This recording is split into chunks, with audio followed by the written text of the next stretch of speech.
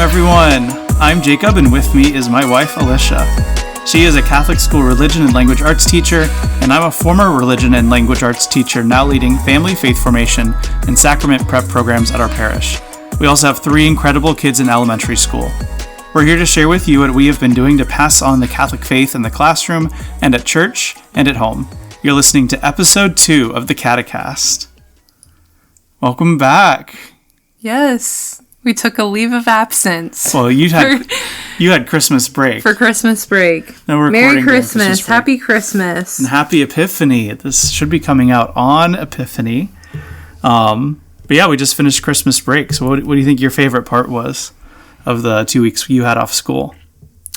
Probably the house being organized and cleaned every day and getting to play lots of fun games with the family. We got a new game called Love Letters, which is pretty fun. It is really fun. It was a good gift. Yeah, just being able to relax too. Lots of relaxing. Lots of relaxing, lots of board games, lots of love letter. Absolutely. Lots of cleaning for you. Lots of cleaning. You discovered that you're just like Old Befana. Yeah, if you know about Old Befana, maybe we'll have to reveal who Old Befana is later on in the episode. We'll leave you on your guessing of who that is. Good. We learned it from our youngest son. So. Our 5-year-old, yes. Came home telling us all about Old Befana flying over the skies of Italy. Stop telling them. You're giving away the answer. Sorry. Now they're going to start Googling. Sorry. All right. So what was your favorite Christmas gift? What was your favorite gift? I bet you can guess. The boys' Lego vacuum. No. That they got, or the leaf blower that you got from your parents. Ding, ding, ding. Yes, I got an electric battery-powered leaf blower. So now I can clean the garage easily whenever I want. Every day. Sweep the front stoop whenever I feel like it's a mess and it's glorious. But the kids did find out how to use that, so I think I'm going to have to put some limits on that. So Gabe's not blowing it in Felicity's face. That's not great. The electric leaf blower is not a toy. Not a toy. Okay. Just for Mom. What about you? What was your favorite gift? It's Mom's toy. Probably tickets to the Guardians games. So you got me 6 tickets, 6 sets of 2 tickets to Guardians baseball games over the course of the spring and summer. So I'm very excited to take you and the kids and maybe a friend or two up to the games and watch some baseball. They're supposed to be a good team this year. Got a new manager. Gonna hit it out of the park. I hope so. That was cheesy. Well, it'd be hard to do it less than they did last year. All right. Anyway, it's not a sports podcast. We're supposed to be talking about, I guess it's for you, just got back to the classroom, right? Mm-hmm. And Epiphany. When we were recording, Epiphany is tomorrow. So have you been teaching about Epiphany? Have you been doing any discussion in your classroom? Are you going to wait till next week after Epiphany? What are you thinking? Why, yes, I have been teaching about Epiphany. Good. It's like you knew that already or something. Mm-hmm. So yeah, I kind of like to preview the celebrations ahead of time. Give my students hey, and this is going to be happening on Sunday. You should be paying attention to the gospel because I'm pretty sure it'll come from Matthew chapter 2. I don't know. Are there other places in the gospels where the Magi, does anybody else account the Magi?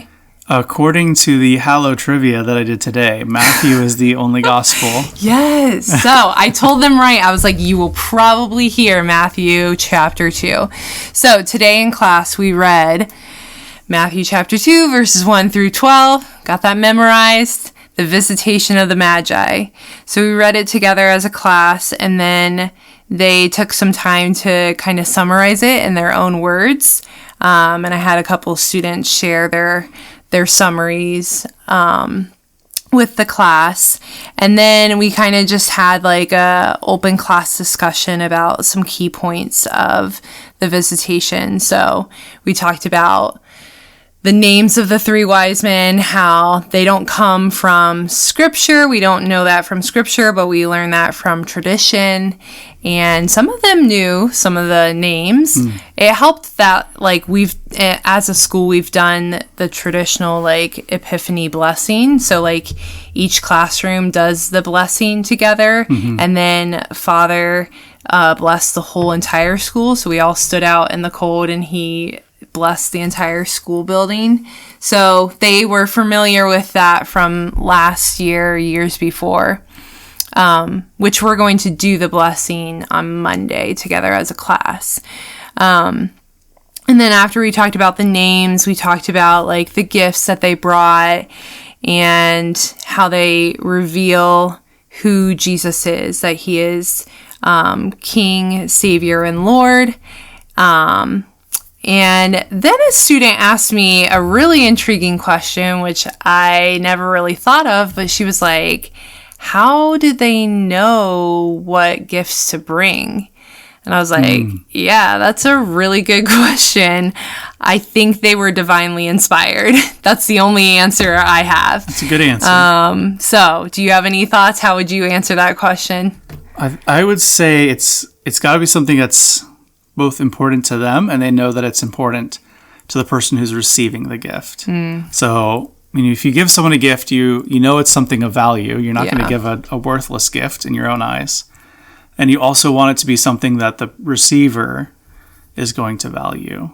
So, when we went to view the nativity scenes in front of the cathedral, we did that as a family on New Year's Eve, and it talked about them being possibly Zoroastrian. And I don't know anything about Zoroastrianism other than that it's a religion that you can choose in Civilization, the video game on the computer. Okay. This is not a video game podcast. It could be someday.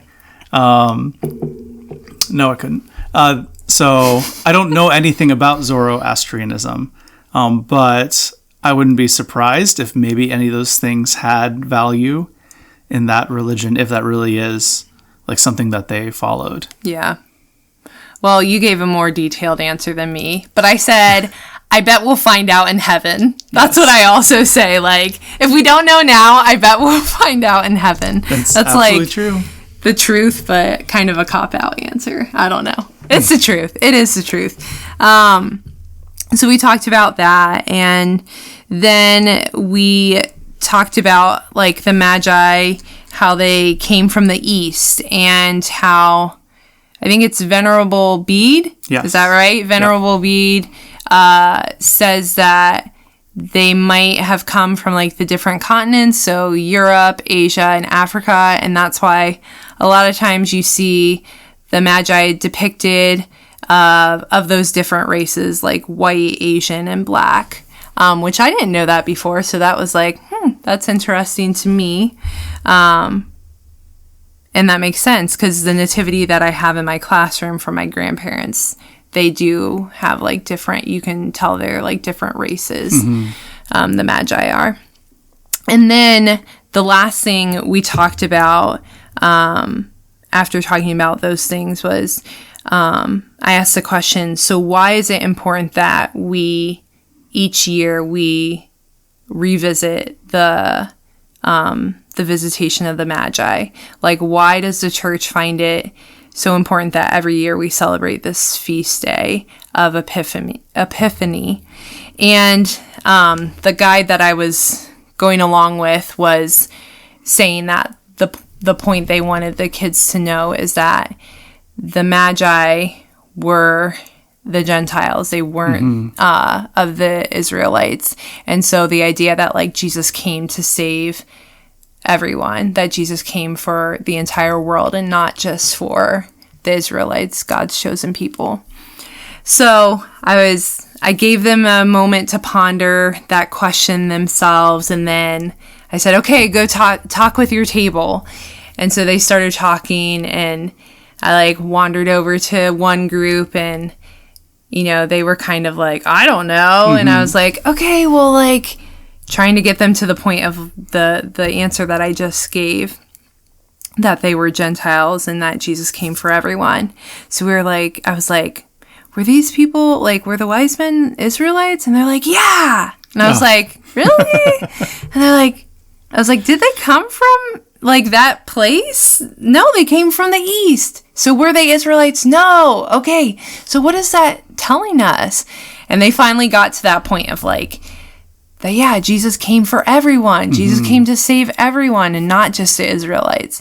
And then I kind of wandered over to another group, and they were, the point that they were making was that, that they came and found Jesus, and then, like, they had to go back, and essentially what the student was saying was that, like, they encountered Jesus and then they probably went back and evangelized. Yeah.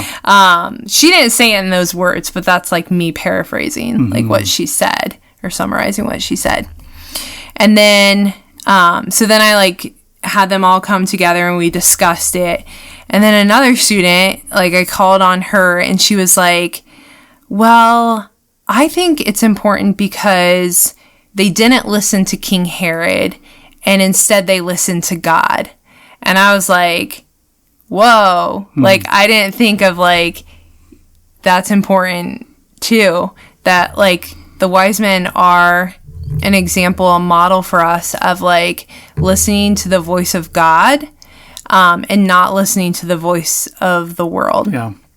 And I was just like, yeah, that's a really good point too, that you make. So anyways, my students were able to recognize that, like, it's important that we celebrate Epiphany because we know that Christ came to save the entire world, that, we're called to have an encounter with Jesus, and then not just keep that encounter with Jesus to ourselves, but to evangelize and share the good news. Like I was telling the students, like, there's no way the wise men went home and they were just like, yeah, that was a great trip. No, they would have been excited, and they would have been telling people about this adventure that they just had and this encounter they had.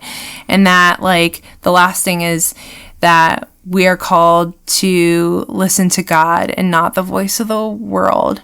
And so, yeah, I thought that was, like, really cool. Like, I didn't expect to get to those three understandings, but that's what the Lord did in our class today. So It was awesome. That's good. That's awesome. So yes, you're teaching about Epiphany. Yes, I'm teaching about Epiphany, very much so. They also have a test on other things coming up, but it was exciting today to talk about Epiphany. So that's wonderful. I felt like we needed to sing We Three Kings or something, but that's a hard song to sing, I feel like. Just a cappella? Yeah. It's got that, you gotta hold out that one note right in the middle, right? So you gotta really have somebody conducting it too. Yeah. Oh. Yeah, that's true. Yeah, so you gotta have somebody leading. Yeah, I don't think we're there we're quite there to be doing that kind of stuff. But what about you? Have you been talking about Epiphany in your office by yourself? In my office by myself. No, today we did a formation course on or catechetical course on the Holy Spirit with my staff, and that was really good. But it was not on the Epiphany. What I've been working on mostly in my office is just writing some lesson plans for our monthly at church sessions. So because we have a family-based catechesis, a lot of the religious education, instead of coming in for class every single week like you would in a PSR program, they're doing at home, and they have boxes where the parents lead the kids through a lesson, and they have manipulatives and things like that all packed in these boxes, and they're great for at home. But everybody still comes to church once a month for what we call a family session. And sometimes those are pre-written by the ministry that we get our resources from, and sometimes I write them. And when I write them, I use what's called the ecclesial method.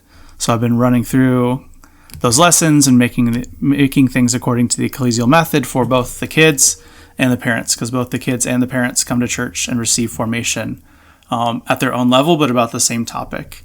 And what's the ecclesial method? Oh, okay. The ecclesial method. For those who don't know, or me. Or you. It's a 5-step catechetical method in which you take a doctrine, right? So something like Epiphany, the doctrine would be what?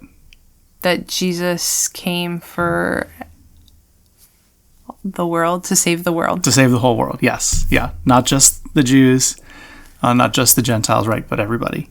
So you would take that doctrine and you go through these 5 steps, and they are preparation, proclamation, explanation, application, and celebration. Preparation is all about like what you're doing beforehand. So it's even thinking about the environment that you're going to be teaching in. So what's the space going to be like? What kind of things are you going to put in that space? So is there going to be a prayer table? What kind of is there going to be like posters or anything on the wall? Anything on the walls? How are you greeting people as they come into the space? You can even think about like the lighting, the seating arrangement. Mood lighting. Yes, some mood lighting, some good up lighting makes all the difference. Not in a classroom. Maybe not. You don't see that in a classroom. No, you don't. But we're not working in classroom spaces, and that's part of the preparation for my faith formation programs. We're not using classroom spaces because we don't want it to be like a classroom environment. We want it to be more of like a small group community focused environment for the kids and for the parents. And so preparation's kind of all those things beforehand. Proclamation, once you have everybody there in the room, that's like the basic statement of what it is you're teaching, that doctrine. So you might, start with that or start your lesson with that somehow by making that statement of doctrine that Jesus Christ came to save the whole world. The next part would be explanation, where you're breaking that down into its parts, and you could actually like look at Epiphany, maybe read that Bible verse, talk about the different manifestations of Christ, right? And in time, the different readings that we'll have in the Gospels over the next few weeks that talk about the different manifestations of Christ. The wedding at Cana, the baptism. You could even do things like the Transfiguration, the soldier at the cross, right, where he says, "Truly, this was the Son of God." You could talk about all those different things and read those scriptures as part of your explanation to break apart to break the doctrine open for everybody. And then it comes your application when you're actually going to do something with it. So I know, like, you had an application that you're struggling with in your classroom, right? That you're trying to figure out if and how to make this work, to extend what they're learning about the doctrine to their own lives, to make it something that's applicable and integrated. Yeah. Do you want me to share that now? Yes, I do. Okay, so one of the last steps of this is to take the students and look at like newspaper or magazine headlines and see or be able to connect them to God's presence in our world. So looking at the headlines and being able to connect them to God's presence in our world. So asking questions like, where is God in these headlines? What is God manifesting to us in these headlines? How are you able to recognize that this is God made manifest today? Where is God, Father, Son, and Spirit present in these stories? Does it make a difference when you look at these headlines to know that God is present there? And so I was like, gosh, that seems really hard. I don't know. The latest headline that I saw was there's aliens at a Miami mall or something like that. I'm like, how am I going to like share that with students and then be like, okay, tell me where you see God. They're going to be like, God's an alien. No, that's not the case. So it's just like, I feel like this is really hard because I think the whole point of this application is to say that like the Magi saw a sign and they followed that sign and God's presence was revealed to them. And you want them to understand that it's a sign of hope. Yeah. So I think when I was talking to you about this, you made a good point that like, finding articles or headlines that do show or point towards hope, And it can't be about like aliens at a Miami mall. But it needs to be something that's really directed towards that virtue of hope. So that's helpful. And you're like, you could find some things. It's Christmas. But yeah, like in our world today, like a lot of the headlines are pretty hopeless. So yeah. I think that's like a good application, but like is going to take some digging. And maybe like might be hard and challenging for the students, because if it's not directly like speaking about God, like they're going to have to use some abstract thinking, and yeah, it's always tough. You know, that application can be challenging. So that's what we're going to work on next week. Yeah. Save it for next week. Yeah. So after application, that fifth step is celebration. And that could be a prayer service, singing a song together. For faith formation, we will bring the kids back into the room where the parents are doing their formation in small groups, so that the kids can share like their application, what it is they did, whether that was a craft, a manipulative, something else hands-on, something that they can take home. They share that with their parents, talk about what they did that day, and then we do a closing prayer all together with the kids and the parents. And that's the way that we do the celebration. You were talking earlier about like the school doing the Epiphany blessing together. Mm-hmm. That's a great example of doing a celebration of the doctrine together. So something like that, in order to make like a final, like it's almost like taking the application and doing it in a prayerful, maybe liturgical way. Yeah, that's exactly what I was thinking. Like the idea of like, it leads us to worship. Yes, absolutely. And that was the thought I had in my head. Good. So I'm basically doing the same thing you're doing, but not not good. knowing the you just intuit the words. You intuit it. You don't have to do any research or study. You just do it on your own automatically. Yeah. So what does Epiphany look like in our home? How do we celebrate Epiphany with our kids, with our family? We are for sure breaking out Old Befana this year. Absolutely. We got to read some Old Befana. We actually did. Last night, Desmond came home with a bunch of papers, and he had a picture of Epiphany, the three wise men. He had colored some things, and then there's this like odd looking character up in the sky. Mm-hmm. It looked like kind of like Santa with a broom. And I was like, Desmond, who is that? And he's like, it's Old Befana. And I was like, come again? What? Yes. And I was like, who's Old Befana? And he's like, she flies over Italy and gives candy and treats and cookies to the kids on Epiphany. And I was like, what? He's like, yeah. And I was like, I've never heard of this. I also never heard of it. And he was like, I thought he was making it up. Oh, 100%. I was like, this can't be real. And he's like, it is, yeah. And I like called her, like, I was like, who is she, Old Befana? And he's like, no, it's Befana, Mom. And so I was like, okay, I'm going to research this. So I got on Google. Sure enough, it's a Tommy DiPaolo book called Old Befana.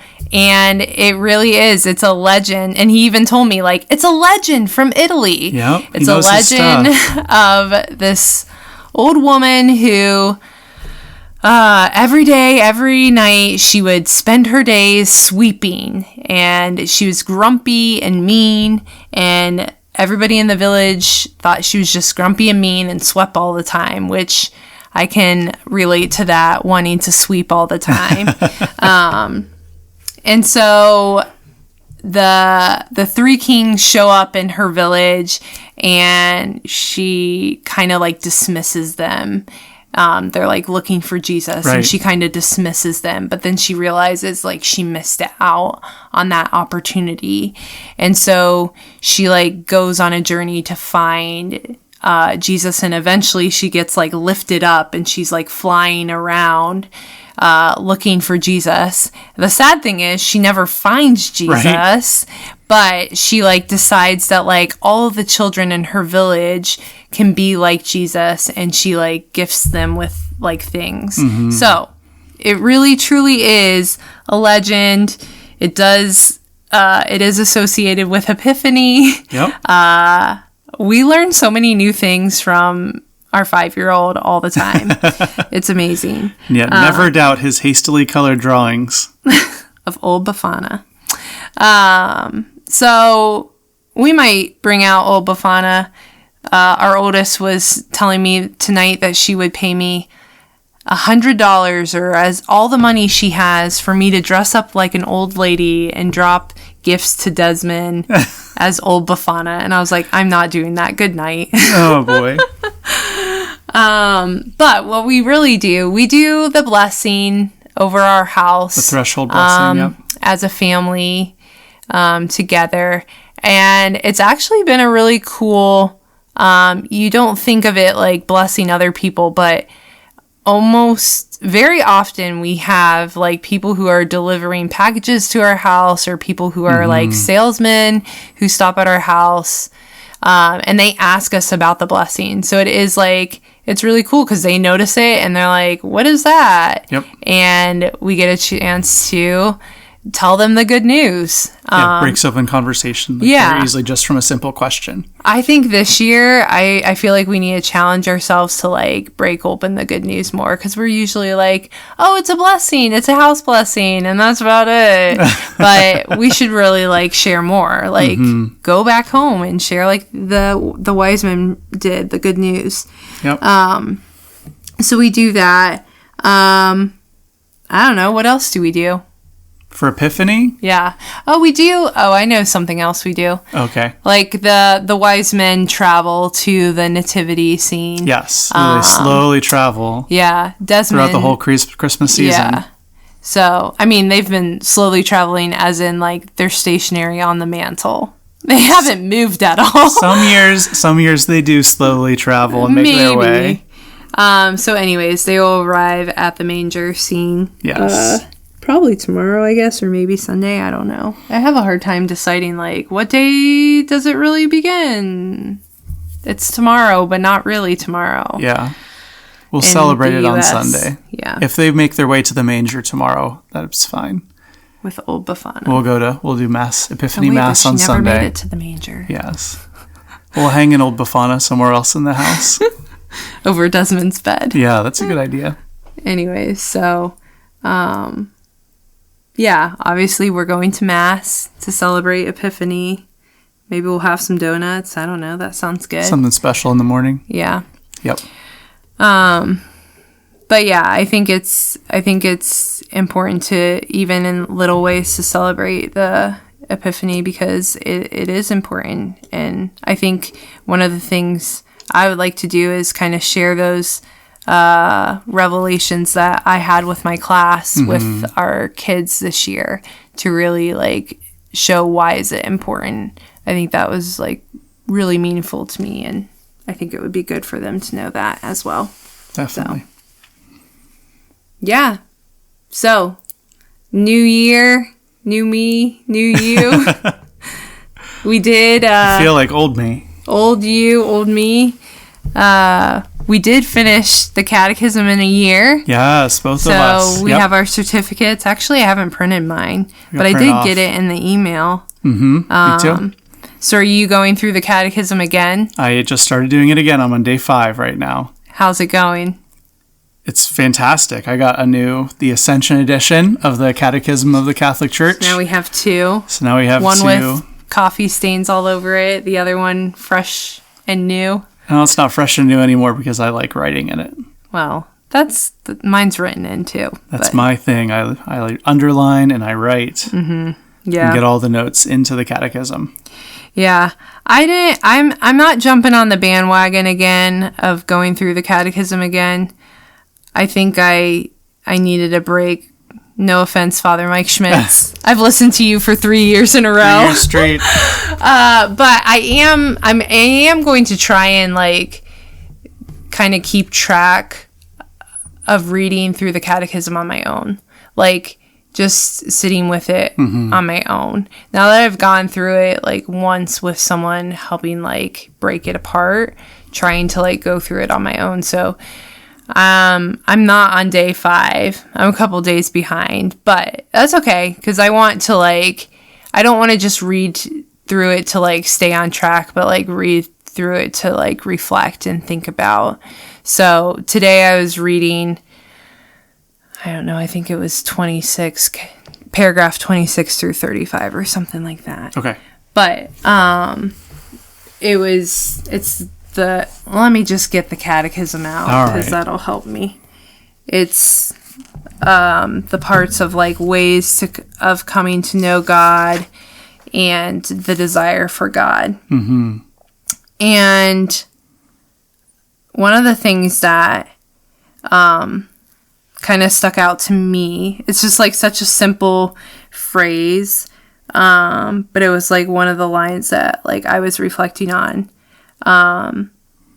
It's from paragraph 29, which paragraph 29 talks about all the ways that man rejects God. Okay.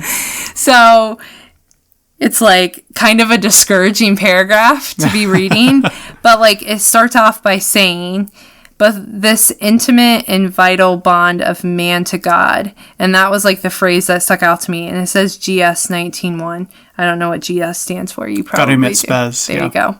So anyways, that phrase of intimate and vital bond of man to God was something I was reflecting on in adoration tonight of that word vital. We actually need this bond to God. And yeah, that stood out to me. And the word intimate, that it's not meant to be an estranged relationship, but close relationship with God. So that was something that I was thinking about today or this evening. Yeah. So any lines that have stuck out to you recently or that you can remember? So in that, the ways we can know God, that same section, I think it's probably closer to 33 or 34, or maybe even into the 40s. But talking about the relationship of faith and science, and how those things don't contradict each other, but they're asking different questions. Where faith is asking about the why, and science is asking about the how and the what. I have lots of notes on that section. You do? Good. That's actually into the 40s, so I'm not quite there yet. Okay. But I remember reading that last year and being my mind is exploding right now because this is so good. Yeah. It felt like eating a hot fudge sundae. Absolutely. Yeah. And Peanut butter milkshake, I mean. Just the fact that truth doesn't contradict truth, that faith and science both tell us truth about something, and they don't and they cannot contradict each other because they're talking about true things. Yeah. Yeah, I wrote 2 different sets of questions that can't contradict each other. Mm-hmm. Yeah, that's good. That'll be good to reread back through. And I feel like it's just very pertinent for our times. Yeah. Because so many people feel that science disproves God, or leaves no room for God's existence. Yeah. I also like the visual of it's in paragraph 32 where it talks about St. Augustine talks about the beauty of the earth, the beauty of the sea, the beauty of the air, etc., etc. Mm-hmm. And I think Father Mike made the comment of the beauty of the world points to the artist. And I really like that idea of that, something so beautiful has to have an amazing artist. That art doesn't just beauty doesn't just pop out of thin air. Yeah. That there has to be intention and a mind I don't know. That's gonna sound not. There has to be a thought behind it. Right. There's that craft. Creates. There's craft to it. And that a beautiful piece of artwork doesn't just come out of nowhere. That there has to be an artist. So to me, that which makes sense because I love art and I love making art, that resonated with me. So good job, St. Augustine. Mm-hmm. that there has to be, it points to the artist, God. It's awesome. Amen. All right. Well, if you aren't inspired yet, I hope you become inspired to read the Catechism. Yes, especially all that, because that talks about like God's epiphany to us through beauty, through art, through faith, through science. Bringing it back. Absolutely. Should we sing for them an Epiphany song to close us? I think we'll just go ahead and close without the song. But we hope you really enjoyed listening today and that you found some of what we are up to helpful for you. Please subscribe, leave a review, and let us know what you're interested in hearing about so we can cater this podcast to you, our listeners. God bless you all, and we'll see you next time on the Catecast. Bye.